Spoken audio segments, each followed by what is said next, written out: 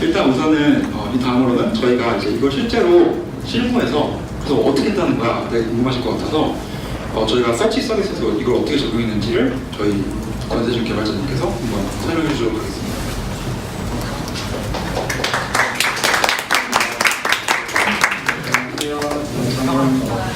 저는 빅데이터 개발자로 있는 권세준이라고 하고요. 뒷발표로 되게 떨리네요. 일단 목차는 이런 식으로 되었고, 처음 부분으로 몇 가지 말씀을 드리고, 그 다음에 저희의 인터넷 서치 서비스를 좀 이해하시기 전에 저희 관심사 서비스가 어떻게 되는지 간단하게 아키텍처를 설명해 드릴 거고요. 그 다음에 여기는 수정이 안 되는지 모르겠는데 3번이 사실 인터넷 서치 서비스가 아니라 인터넷 서비스예요. 그래서 저희 인터넷 서비스에서 어떤 AWS 서비스들을 사용하는지 설명을 해드릴 거고, 그 다음에 실제로 저희 빙글을 써보신 분들은 아시겠지만 안 써보신 분들은 저희 번째 서비스가 어떤 형식으로 이루어져 있고 어떤 로직을 하는지 좀 모르시는 분들이 많을 것 같아서 제가 4번에서는 저희 번째 서비스가 어떤 식으로 동작을 할 건지를 좀 간단하게 설명해 드릴 거고, 5번에서는 이제 본격적으로 저희의 번째 서비스의 인프라를 설명을 해 드릴 거고요. 6번은 이제 저희의 이제 관심사 문제 서비스를 개발하면서 여러분들께 좀 공유해드리고 싶었던 내용들 몇 가지를 공유를 해드리는 시간 갖고 기획의 시간 갖고 진행을 하겠습니다. 오버뷰에서는 여기 좀 회사 다니시는 분들이 많으신데 혹시 인프라 관리를 구축을 하시고 관리를 해보신 분들이 있으시면 좀 손 한번 들어주시겠어요? 네. 저희는 이번에 그 모노리스 아키텍처에서 마이크로 서비스 아키텍처를 이전을 하면서 서버리스 아키텍처를 채택을 했어요. 서버리스 아키텍처를 채택을 하면서 저희가 이제 일하는 방식이 좀 바뀌게 되는데요. 가장 큰 점은 저희 쪽에서 인프라를 뭔가 설계를 저희가 직접 만들고 관리하는 걸 없애자는 게 저희 이번 모토가 되었어요. 그래서 항상 일을 할 때 그 기획자나 클라이언트 쪽에서 기능 요청 같은 게 들어왔을 때 저희가 항상 하는 게 최대한 그 인프라를 구축하지 않는 방향으로 좀 생각을 해보고 정확하게 안 될 경우에는 이제 그 직접 개발을 하는 방식으로 준비하는데요. 이번에 말씀드릴 관심사 검색 서비스가 그 가장 큰 예시가 될 것 같고, 관심사 서비스들도 마찬가지로 서비스 아키텍처가 구성되어 있다는 말씀을 드리고 싶네요. 자, 이제 다음으로 간단하게 관심사 서비스가 어떤 건지를 좀 설명을 해드릴게요. 일단 저희의 관심사 홈페이지인데요. 여행이라는 관심사가 있고 유저 여행에 대해서 관심 있을 경우에 이렇게 팔로우를 눌러서 정보를 받아볼 수 있고요. 카드를 쓸 때도 자기가 그 카드를 쓸 때 이제 여행에 관련이 있다라고 하면은 여행이라는 관심사를 태그를 달아서 카드를 쓰거나 이런 식으로 카드를 받아볼 수가 있는 게 기본적인 구조입니다. 기본적으로 API들은 이렇게 특정 인터레스트의 데이터를 받아오는 인터레스트가 있고, 아니면 카드의 인터레스트를 수정하는 이렇게 CRUD 형식의 API들이 있고요. 마이크로 서비스는 클라이언트가 바로 직접 호출을 하진 않아요. 왜냐하면 중간에 아까 이상현님이 말씀하셨던 것처럼 레일즈가 껴있기 때문에 클라이언트에서는 레일즈로 요청을 보내고 필요한 데이터, 마이크로 서비스에 있는 데이터는 레일즈에서 빙글 SDK라는 SDK를 사용을 해서 호출을 하는데요. 이 SDK는 저희가 이제 마이크로 서비스를 호출하기 위해서 또 독단적으로 만든 라이브러리고요. 이런 식으로 호출을 하고 결론적으로 아래에 있는 것처럼 클라이언트에서는 레일즈 호출을 하고 레일즈에서는 그 람다로 호출을 하고 람다에서는 다이너들이 호출하는 방식으로 간단한 구조는 이런 식으로 인터넷 서비스는 구축이 되어 있습니다. 자, 그러면 저희 관심사 서비스에서 사용하는 앞서 말씀드렸던 람다와 다이나모DB에 대해서 조금 간단하게 설명을 해드릴게요. 람다는 서버리스 컴퓨팅 시스템이고요. 간단하게 코드를 올리고 실행을 시키면은 이벤트 처리 방식으로 돌아가게 되고요. 컨테이너가 떠요. 그러니까 평소에는 컨테이너가 떠있지 않다가 딱 실행할 때만 컨테이너가 뜨는데 이 컨테이너는 바로 죽지 않고 30-40분 동안 유지가 되면서 이후에 있는 리퀘스트들은 그 떠있는 컨테이너를 통해서 이제 그 결과를 받아볼 수 있게 되고요. 한 가지 좀 단점이 있다면 컨테이너가 죽었다가 좀 오랜 시간 동안 리퀘스트가 없는 상태에서 리퀘스트를 보내게 되면 컨테이너가 새로 뜨는 시간이 좀 걸려요. 그래서 레이턴시가 좀 갑자기 튀는 현상이 있는데 그거는 아마 웜업을 통해서 해결하시면 좋을 것 같아요. 그리고 오토 스케일링을 지원해줘요. 트래픽이 만약에 과도하게 들어왔을 경우에는 자동으로 람다에서 그 트래픽을 분산을 시켜주면 이제 서버에 스펙을 키워주고요. 그 다음에 사용한 시간만큼만 과금이 됩니다. 이제 코드를 올려놓는다고 해서 그 올려놓은 코드에 대해서는 과금이 되지 않고 람다를 실행한 그 트래픽에 대해서만 과금이 돼요. 그래서 비용적으로도 되게 좀 아낄 수 있고요. 다음으로는 AWS에서 제공하는 NoSQL DB인 DynamoDB에 대해서 설명을 해드리겠습니다. DynamoDB는 일단 스케일러블하고요. 스케일러블하다는 게 그 RDS 써보신 분들은 아시겠지만 처음에 인스턴스 타입을 지정을 하잖아요. DynamoDB는 그런 게 없어요. 그래서 DynamoDB의 레코드가 아무리 많이 쌓여도 DynamoDB 자체적으로 그거를 스케일러블하게 좀 처리를 해주고요. 그 다음에 DynamoDB에 이제 그 레코드를 넣거나 레코드를 가져올 때 캐퍼시티라는 걸로 이제 그걸 관리를 하는데요. 이게 오토 스케일링이래요. 그래서 기본적으로 캐퍼시티를 설정을 해놨는데 그 캐퍼시티를 놓는 그 초과하는 그 요청이 들어오게 되면은 자동으로 다이나모DB에서 그 요청에 따라서 캐퍼시티를 늘려주고 다시 요청이 줄어들면은 다시 줄어드는 그 탄력적인 캐퍼시티 관리가 가능하고요. 그다음에 스트리밍 기능 같은 경우는 다이나모DB의 레코드가 생성이 되거나 좀 변경이 되거나 또는 삭제를 했을 때 그 각각의 이벤트들에 대해서 키네시스 스트링을 넣고 그것을 이제 람다에서 받아서 처리할 수 있도록 해주는 서비스입니다. 이상으로 좀 여기까지가 좀 인터넷 서비스에서 좀 자체적으로 사용하는 좀 AWS 서비스고요. 다음은 이제 저희 서치 서비스에 대해서 좀 간단한 예시를 좀 들어드릴게요. 검색어가 들어왔을 때 해당 검색어로 된 관심사가 있을 경우에는 해당 관심사를 가장 최상위로 끌어올려주고 그 나머지 인덱스에 걸린 관심사들을 저렇게 팔로우 카운트에 따라서 정렬을 해줍니다. 그리고 만약에 매치되는 관심사가 없을 경우에는 그 팔로우 카운트에 따라서 이렇게 정렬을 해주고요. 근데 이거 DynamoDB로도 충분히 이걸 구현을 할 수 있어요. DynamoDB로도 이 패션이라는 게 들어간 그 레코드를 찾을 수가 있고 할 수가 있는데 그렇게 하는 기능은 스캔이라는 걸 사용하는데 DynamoDB 스캔은 전체 레코드를 검사하는 거거든요. 이게 DynamoDB의 레코드가 한 100개, 200개 정도가 솔직히 상관이 없는데 이게 몇백만 개가 되고 몇억 개가 되면은 그 스캔하는 시간만 해도 몇 시간, 몇십 시간이 걸리거든요. 그래서 사용을 저희가 도입을 하기로 결정을 했는데 클라우드 서치하는 AWS 서버리스 서비스입니다. 클라우드 서치도 좀 서버리스인 만큼 앞서 말씀드렸던 기록 서비스들과 좀 비슷한 점이 많은데요. 오토 스케일링을 지원을 합니다. 그 검색을 하려고 이제 들어오면 트래픽 양이 많아지면 자동으로 이게 인스턴스를 조정하면서 그것들을 수용을 해줘요. 그리고 서버리스 서비스라서 그 엘라스틱 서치 같은 거를 써보신 분들은 아시겠지만 처음에 인스턴스 타입을 지정을 해주고 이게 인스턴스를 넘어가게 되면 그 인스턴스 타입을 올려주고 그게 아니면 줄어들고 이런 걸 수동으로 처리를 해줬어야 되는데 클라우드 서치는 그런 걸 할 필요가 없고요. 오직 그냥 도큐먼트를 생성을 하고 도큐먼트를 넣고 저희 그 개발자들은 그 도큐먼트를 사용을 하면 됩니다. 그리고 람다와 마찬가지로 사용한 것에 대해서만 이제 도큐먼트를 넣거나 도큐먼트를 눌러보는 것에 대해서만 반영이 되고요. 그래서 좀 비용적으로도 되게 좀 아낄 수 있다는 장점이 있어요. 이제 단점이라고 하면은 엘라스틱 서치에 의해서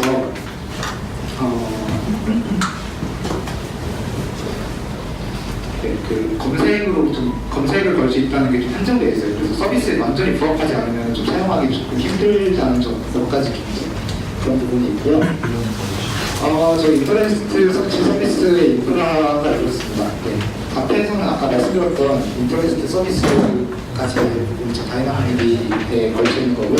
다이나모DB 아까 말씀드렸던 스트리밍 기능을 이용하여 이런 식으로 람다에 붙여서 람다에서는 람다에 저런 식으로 이벤트가 들어와요. 이벤트가 들어오고 이벤트에서는 이 레코드가 삭제된 건지 아니면 생성되는 변경된 건지에 따라서 내부에서 개발자들이 코드로 작성을 해가지고 처리를 할 수 있고요. 그 람다에서는 이제 클라우드 서치를 넣을 때 AWS SDK를 사용해서 넣는데요. 사실 그 클라우드 서치에서는 앵그램이라는 걸 따로 지원을 안 해줘서 저희가 커스터마이징하게 만들어서 넣어줘야 돼요. 그래서 앵그램이라는 걸 저희가 직접 펑션을 만들어서 적용을 시켰고 적용을 시켜서 이런 식으로 AWS SDK에 맞는 마켓 포인팅을 한 다음에 그 도큐멘트를 넣어주면 되고요. 이제 실제로 사용할 때 그 클라우드 서치까지 들어갔을 때 이제 람다에서는 다시 다이나모DB를 접근하지 않고 클라우드 서치의 SDK를 접근을 하고 그 다음에 그 들어온 텍스트를 이제 쿼리로 보내고 이제 인덱스로 사용할 쿼리 옵션을 지정을 해주고 그 다음에 가져올 데이터 도큐멘트의 사이즈를 지정을 해준 다음에 어떻게 소팅할지를 정해줍니다. 그리고 소팅된 데이터는 이게 그 스트리밍을 구현을 할 때 모디파이 변경점에 대해서 전부 실행되게 하지 않았어요. 그러니까 5분마다 한 번씩만 그 변경점에 대해서 적용을 하긴 하는데 그 이유는 어차피 스트리밍에서 가져온 데이터를 가지고 다이나모DB를 한번 조회를 할 거예요. 왜냐면은 실시간으로 이렇게 넣을 경우에는 어차피 그 다이나모DB에 접근을 해서 그 다이나모DB에 들어있는 정보들을 가져오는 로직이 있어야 되는데 클라우드 서치에 이렇게 변경점을 다 넣는 거는 라이트 부분에서 좀 과금 부분에서 좀 손해가 있을 거라고 생각을 해가지고 일부러 이렇게 불러온 다음에 그 람다에서 다시 다이나모DB로 접근을 해서 팔로워 카운트나 카드 카운트 같은 경우는 좀 리얼타임 데이터를 가져오는 방식으로 해서 진행을 했습니다. 그리고 그 스트리밍을 아까 제가 썼었는데 이 스트리밍 데이터는 사실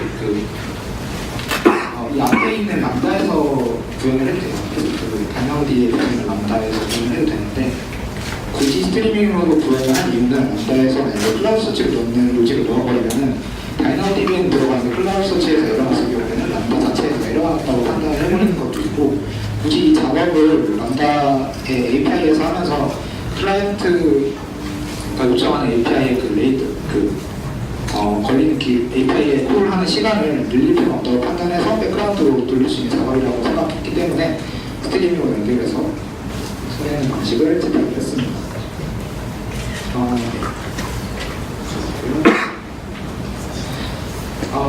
이번에 그 관심사 검색 서비스를 개발하면서 좀 세 가지 좀 느낀 게 있어요. 이게 그 단순히 관심사 검색 서비스에 육한된 게 아니라 마이크로 서비스 아키텍처를 채택을 하시는 여러분들에게도 좀 도움이 될 만한 내용인데 첫 번째는 그 각각의 서비스잖아요. 마이크로 서비스가 거기서 같은 모델을 좀 참조하게 만든다 정도가 될 것 같아요.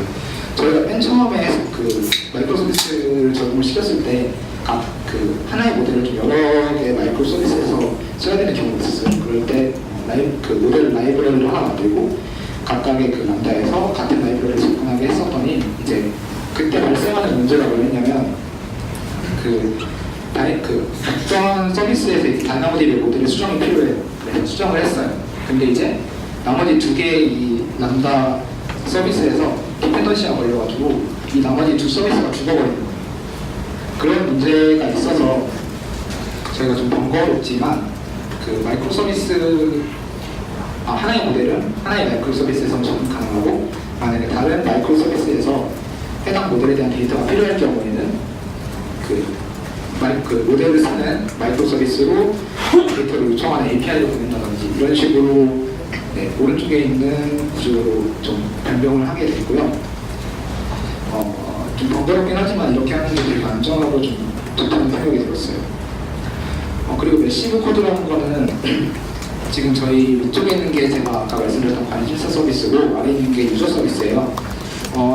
관심사 서비스 같은 경우는 지금 맨 오른쪽에 있는 게 프로덕션 배포하는 시간이거든요. 프로덕션 배포하는데 지금 2분 44초가 걸리는데 아래에 있는 유저 서비스는 53초밖에 안 걸려요.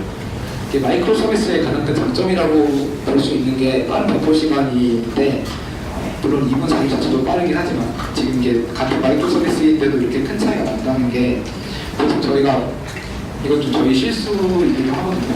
그 관심사 서비스를 저희가 도메인을 만들 때 이좀 그냥 하나를 다 묶어서 하면 되겠지라는 생각을 가지고 이제 이렇게 마이크로 서비스 하나를 묶어서 만들었는데 이게 알고 보니까 아까 말씀드렸던 검색 서비스가 붙고 활용이 서비스가 붙고 아니면 또 다른 이벤트 처리라든지 아니면 스트리밍 이벤트 처리 콜링이 여러 가지가 붙게 되면서 코드의 양이 너무 방대해지는 거예요. 그렇게 방대해지면서 마이크로 서비스인데도 불구하고 지금 2분 44초라는 좀 거대한 공부 시간이 걸리게 되었습니다. 이런 것들 좀 처음부터 만약에 설계할 때부터 생각을 했더라면 좀 미리 예방할 수 있는 문제가 아니었나 싶어 보이네요. 다음은 데이터 마이그레이션인데요. 아까 그 검색 서비스를 구현을 할 때 스트리밍으로 구현한다고 했는데 이미 기존에 있던 서비스에서 검색 서비스는 그 위에 붙이는 서비스잖아요. 보통 검색 서비스만 바로 만드는 경우가 없고요. 그래서 스트리밍을 통해서 이후에 들어온 데이터들에 대해서는 실시간으로 실시간 데이터를 넣을 수가 있는데 기존에 있는 데이터에 대해서 마이그레이션을 해줘야 돼요. 근데 마이그레이션을 해줘야 되는데 그 데이터의 양이 만약에 1억 개, 2억 개 막 이렇게 있다고 생각을 해볼게요. 자, 그럴 경우에 이제 전체를 다이나모DB 스캔을 한번 하고 그 스캔된 데이터에 대해서 다시 클라우드 서치를 넣는 람다 펑션을 이제 인보크를 시켜야 되는데 그 과정에서 이렇게 오토 스케일링을 너무 믿고 그 전체를 스캔을 하게 되면 만약에 기존에 리드 캐퍼시티를 얼마 먹지 않는 다이나모DB였다고 생각을 해보세요. 그러면은 갑자기 리드 캐퍼시티가 튀게 되면서 실제 그 프로덕션에서 그 다이나모DB를 사용하는 서비스는 다운이 되겠죠. 스토리 걸려서요. 오토 스케일링이 아까 뭐 지원이 된다고는 했지만 이 리얼타임으로 되는 게 아니라 실제로 스토리 걸리고 나서 보통 3분에서 5분 정도의 기간이 지나고 나서야 그때부터 캐퍼시티를 올려주거든요. 그럼 그 3분에서 5분 동안은 서비스가 죽을 수밖에 없는 구조예요. 그래서 이 부분에 대해서는 뭐 딱히 지금 뭔가 방법이 있는 게 아니라 좀 데이터 마이그레이션을 하기 전에 주의를 하시면서 캐퍼시티를 수동으로 한번 올려주고 그 다음에 마이그레이션을 진행하는 게 가장 안전한 방법이 아닐까 싶네요. 네, 일단 Q&A로 들어가겠습니다. 일단 제가 준비할 때 여기까지고요. 좀 궁금하신 부분 있으시면 질문해 주시면 답변해 드리도록 하겠습니다.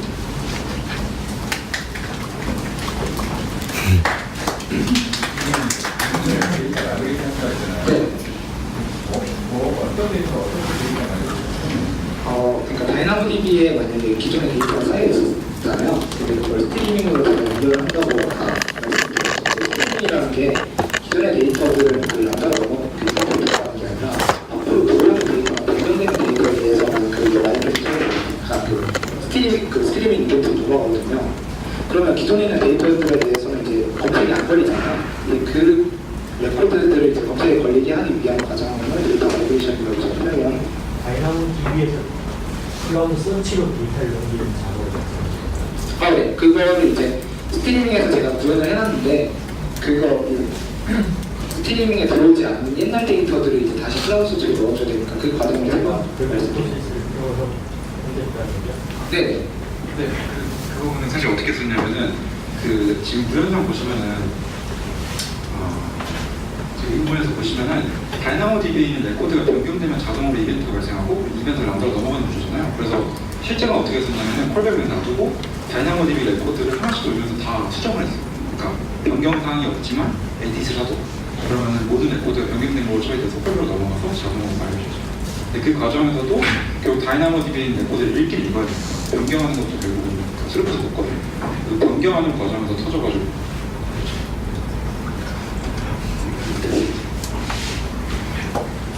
더 좋은 방법이 있었는데 그렇게 해서 더 좋은 방법은 다이나모DB 전체를 스캔을 하면은 변경을 굳이 할 필요가 없거든요. 이벤트를. 그래서 로컬에서 조회를 한 다음에 이 실제 오른쪽에 있는 게 지금 스트리밍으로 연결되어 있는 콜백이라고 하지만 이것도 람다예요. 그래서 람다로 호출을 할 수가 있어요. 그래서 이벤트에 맞게 형식을 그냥 이벤트 포맷에 맞게 이게 생성되는 그 가라 데이터를 넣어주고 노킹 데이터를 넣어주고 람다를 호출하게 되면 이 람다에서는 이게 생성된 줄 알고 클라우드 서치에 데이터를 넣어주거든요. 네. 그런 식으로 하시면은 우리가 좀 더 아까 말씀하셨던 것처럼 변경하면서 저희처럼 터지는 일이 없지 않을까 싶습니다.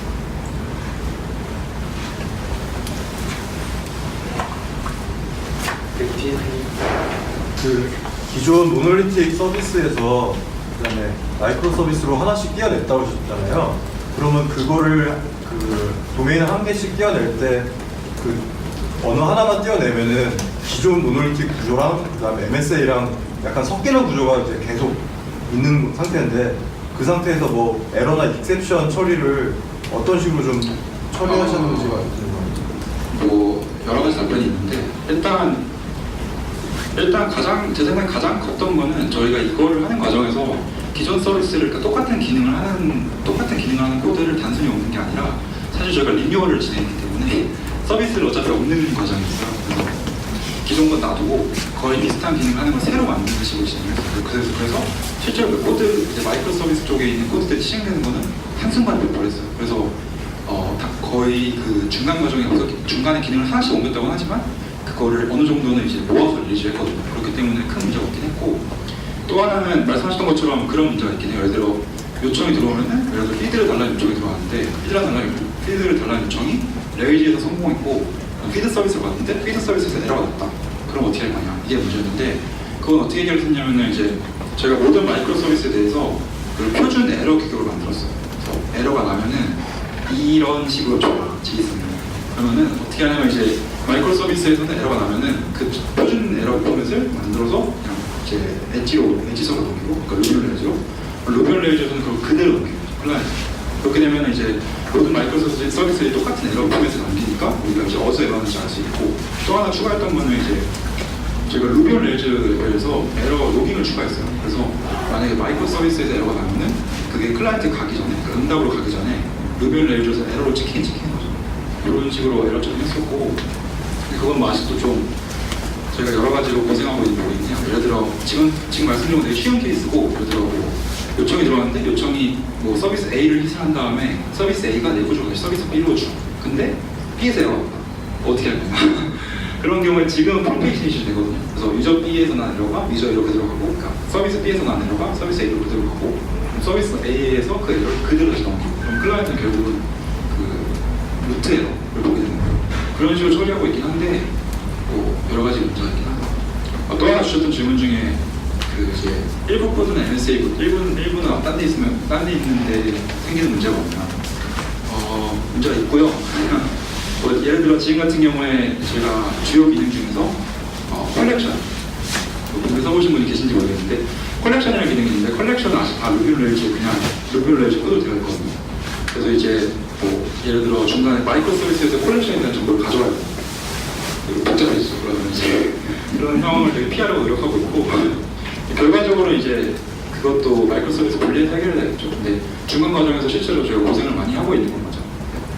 그래서 여러 가지 워크라운드를 찾아보고 있긴 하고 답변이 되는지 모르겠네요. 다른 질문 있으시면 아까 남남 컨테이너 이벤트가 오랜만에 들어오면은 네. 깨어나는 시간이 너무 오래 걸리죠. 그게 그 표현의 문제인데 오래 걸린다고 하지만 그래봤자 5초. 서울 리전 같은 경우는 서울 리전에서 뜨는데 3초보다 조절보다 그렇죠. 근데 이제 제가 저희만 서버에서 적용하진 않았는데 알펜스 찾아보다 보니까 클라우드 아치를 이용해서 주기적으로 설정을 못해가지고 네, 그거 아마 구글에 람다 워머업이라고 치면 엄청 많이 나오던데 그거 실제로 해주는 것도 많고 그게 이제 어떤 식이냐면은 그 람다 컨테이너라는 게 뭐 분당 요청이 몇 번 들어온지에 따라서 그 요청량에 맞게 람다 컨테이너를 미리 띄워놓게 돼 있거든요. 그러니까 만약에 뭐 우리는 요청이 평소에 안 들어오는데 갑자기 들어온 타임이 있다 그러면은 1분에 한 번씩 계속 람다를 강제로 추가해놔가지고 클라우드 이벤트를 타이머로 만들어가지고 1분에 한 번씩 람다를 실행할 수 있거든요. 그런 식으로 해가지고 하긴 하는데 네, 저희는 그런 건 안 하긴 있어요. 비용 기준이 있어요. 비용 기준은 아니고 저희는 평상시에 어제 요청을 받아서 그게 요청이 0일 때가 문제예요. 그러니까 요청이 아예 없다가 생겼을 때가 문제인 거고 어느 정도라도 있으면 사실 워머 문제가 생기지 않거든요. 물론 그것도 뭐 요청이 0이었다, 뭐 1이었다, 100이 되는 문제긴 하는데 저는 그렇게 되는 부분이 없어서 일반적으로는 큰 문제가 없긴 있고 또 하나 저희 구조에서는 보시면 아시겠지만 그 모든 요청이 마이크로 서비스로 바로 가는 게 아니고 맨 앞에 결국은 저희가 직접 관리하고 그건 아직 저희가 직접 관리하고 있어요. 리시트를 직접 관리하고 있는 엣지 서버가 있기 때문에 이 엣지 서버가 터지지만 않으면 요청을 다 들어오고 그러니까 그런 엣지 서버에서 응답을 기다리고 그동안 람다가 뜰 시간이 주는 거죠. 그러니까 요청이 처음 한두 번 좀 느릴 수 있는데 그다음부터는 별 문제가 없고요. 실제로 저희가 옮긴 옮기고 나서 그렇게 레이턴시에 문제가 있지는 않았어요. 거의 똑같다가 좀 더 빠른 정도? 하나, 마이크로 서비스만의 API 호출을 해도 레이턴시 문제가 네, 이건 좀 복잡한 이슈인데, 이거 좀 자세히 설명하자면은,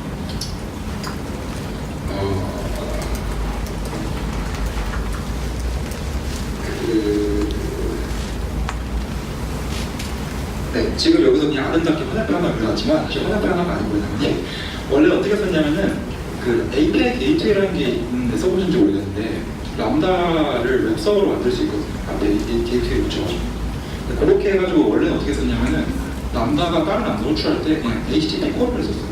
그러니까 그냥 REST API를 그렇게 했을 때도 속도가 되게 사실 빨랐고요. 같은 리전에 있으면은 AWS에서 같은 리전에 있으면은 인덕 속도가 뭐 6ms 7ms 이렇게 나왔어요. 그래서 별 문제가 없었는데 그것도 약간 낭비인 것 같아가지고 찾아보다가 지금 어떻게 하고 있냐면은 람다를 그냥 AWS SDK로 주. 그러니까 람다를 호출하는 거를 그 AWS SDK에 호출하는 거 있거든요. 그래서 그냥 람다 안에서 이 람다의 그 아이디를 알려주고 이 람다를 그냥 그 AWS SDK에 있는 인목으로 호출하는 거죠. 그렇게 하면은 추가 레이턴시가 한 3ms 정도 엄청 빨라지고요. 특히나 아마존 구조를 보시는 모르겠는데 아마존 리전 같은 경우에는 리전 안에 있는 모든 데이터 센터가 전용 광케이블로 연결되어 있거든요. 데이터 센터 같은 리전 안에서 통신하는 건 엄청 빨라요. 그게 막 거의 뭐 TCP 통신하는 정도 빨라지거든요. 그래서 그렇게 해결됐어요. 레이턴시 자체는 크게 문제도 없는 것 같습니다. 처음에 오히려 이제 API 게이트웨이 썼다가 API 게이트웨이는 통신에 과금이 따로 있거든요. 그러니까 게이트웨이로 나가는 데이터의 양만큼 정도 돼야 돼요. 1kb를 다시 과금이 돼가지고 그거는 한번 좀 직업했었는데 그래서 게이트웨이 띄워내고서는 마침 필요하게 직업된 거예요. 왜냐하면 저희 구조에서는 클라이언트가 어차피 그 마이크로 서비스 직접 호출하는 게 아니기 때문에 마이크로 서비스끼리 어차피 그냥 SDK를 호출도 항상 먹거든요. 그래서 그렇게 했었어요.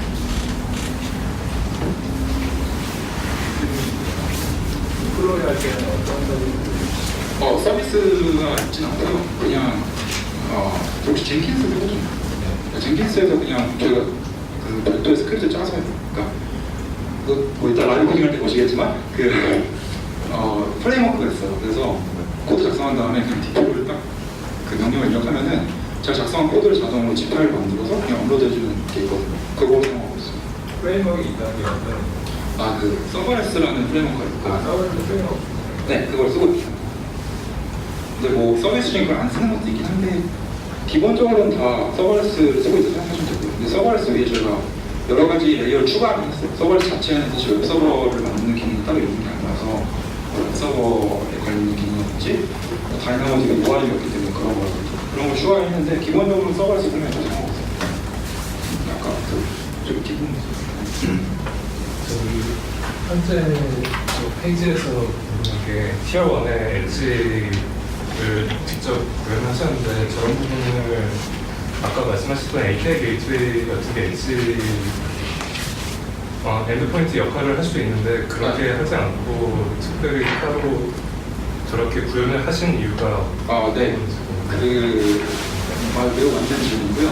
저희가 처음부터 만약에 서비스를 다 오고 처음부터 만들면 그렇게 만들었을 텐데 저희가 지금 문제인 거는 엣지 부분은 사실 비즈니스 로직이 남아있어요.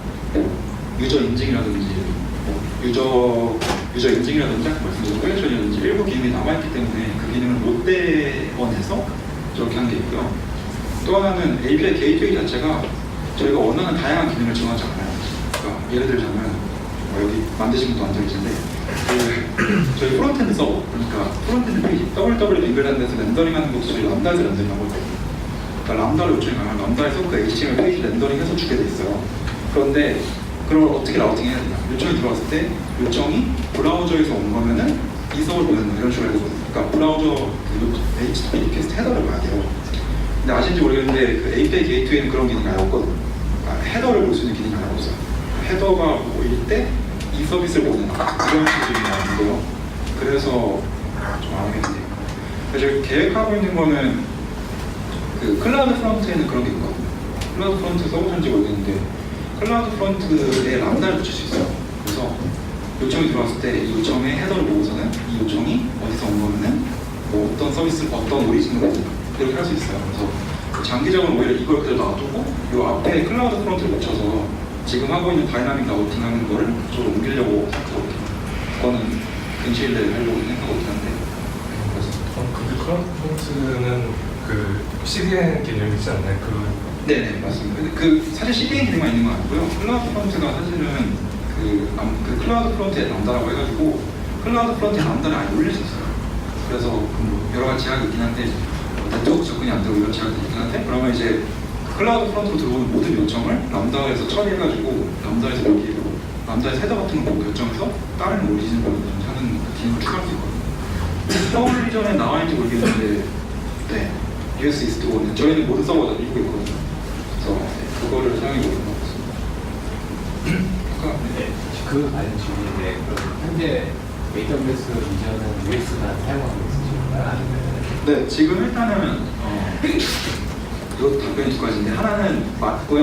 또 하나는 조금은 아닌데 기본적으로 저희 메인 데이터베이스 같은 건 다 그 US 이스트만 했어요. RDS라든지 다이나믹 이런 거 했는데 저희가 좀 시도를 했던 건 뭐냐면은 겪으셨는지 모르겠는데 US 이스트 원이 몇 달 전에 다운됐어요. 다이나모디랑 람다가 막았었어요. 서비스가 많이 다운됐죠.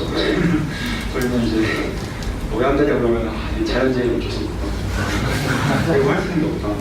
그렇게 얘기했었는데 그걸 읽고 나서 무슨 얘기를 했었냐면은 그러니까 데이터베이스 옮기는 건 진짜 되게 어렵잖아요. 미정당 데이터베이스 복제하는 거는 진짜 어렵고 그래서 제가 얘기했던 게 API 게이트웨이랑 람다만 다른 미정을 옮기자.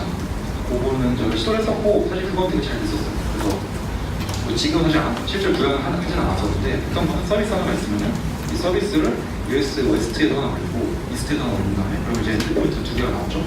이 엔드포인트 두 개를 다 엣지에 넣어요. 엣지에서 보고서는 만약에 이스트에 접속이 안 돼. 그럼 웨스트로 넣죠. 그거를 구현하려고 계획을 했었는데 네, 안 했죠 아직. 그리고 이제 뭐 아시는지 모르겠는데 얼마 전 이번에 이제 며칠 전부터 그 아마존에서 다이나모DB를 이전 복제가 되거든요. 그런 것 때문에 좀 같이 써보려고 생각하거든요. 어쨌든 그 아직까지 상용 데이터베이스 중에 그 멀티 비전 복제가 되는 게 없거든요. 그 오로라 데이터베이스가 유일하게 이제 오라클 좀 된다고 하는데 오라클은 아마존 안에 끼우는 게 아니니까. 그래서 멀티 비전은 사실 람다나 API 게이트 멀티 비전 되게 쉬워요. 그냥 진짜 이전 바꿔서 올리면 되거든요. 근데 이제 문제는 데이터베이스를 어떻게 하냐 이게 되게 어려워요. 그 부분은 아직 고민하고 있습니다. 기존에 티어 1만 운영하고 있었을 때 네. 데이터베이스를 지금 도메인을 쪼개서 네, 그렇게 했었고요. 예를 들자면 내가 유저인데 내가 어떤 관심사를 가입했다 이런 거죠. 그거를 만약에 실수하고요. 가입을 했죠. 다이나모디 미술을 올려놓고 막 꽃을 띄워가지고 쭉 옮기는 작업을 했었고 그런 식으로 시작했어요. 근데 다시 말씀드리지만 사실 저는 일반적인 케이스에 이게 쉽다고 생각하지 않고요. 저희가 냈던 거는 저희도 어차피 리뉴얼 할 거니까 기존 기능이 아예 다른 걸 새로 만들 거기 때문에 데이터베이스 옮기고 적당히 맞추면 되겠네 약간 이런 식으로 했던 거였는데 일반적인 경우에는 잘 들어가고 있는 모노리스 어플리케이션을 옮기자 쉽지 않죠. 그걸 일단 그 CEO를 어떻게 선택할 것이며 쉽지 않죠. 여기 아직 강조해서 계시지만 쉽지 않죠. 네. 네. 티어 개발을 하면은 뭐 로컬 서버 테스트 하면서 개발을 하실 수 있는데 이건 사실 올리브가 크게 모를 수도 있어요. 그러니까 람다가 추하는 경우에 테스트 어떻게 해보냐. 네. 그렇죠? 그 부분은 저희도 실제로 고민을 많이 했었고 마이크로 서비스 관련된 그 문서 좀 찾아보신 분들 아시겠지만 그거에 대해서 테스트 프랙티스 여러 가지가 있어요. 근데 저희가 선택했던 방법은 일단 여기에 지금 설명하지 않았지만 그 아까 빙그 SDK라고 이야기했었는데 저희가 가지고 있는 마이크로 서비스 모두가 하나의 클라이언트 라이브러리로 정리되어 있어요. 이 라이브러리에 넣으면은 그 마이크로 서비스로 호출하는 함수가 그냥 쭉 정리되어 있거든요. 그 SDK가 있어서 제가 했던 거는 여기 피드에서 카드로 호출해야 된다. 그러면은 피드 서비스의 테스트 코드에서는 카드 서비스 호출하는 걸 로킹을 하는 거죠. 카드 서비스 실제 호출하는 게 아니라 카드 서비스 호출하면 이런 게 나올 거야. 로킹을 한 다음에 테스트를 그 정도가 최선이었고 네, 별다른 방법이 없더라고요. 그거는 제가 여러 가지 찾아봤었는데 실제로 서비스 호출하자니 실제로 저희 개발자들이 그런 상황 하나 있었는데 로컬에서 테스트 잘못 돌려가지고 포도션 데이터가 그런 사람 있었고요. 그런 경우가 있었죠. 그것 때문에 막 기적고 난리가 났는데 혹은 막 로컬에서 폴더옵션 데이터를 날리고 하는 사람이 있었고 장난하기 전략인데 그래서 되게 위험하기도 하고 어렵기도 하고 그게 사실 테스트 환경 같은 게 되게 애매한 게 지금 실제로 옛날에 그 모노리스크는 어떻게 했었냐면 테스트 돌리면은 모든 데이터베이스가 만들었어요. 처음부터. 원래 루비레이스 해보신 분들은 아시겠지만 루비레이스 테스트는 기본적으로 그렇게 하고 데이터베이스를 다 만들었죠.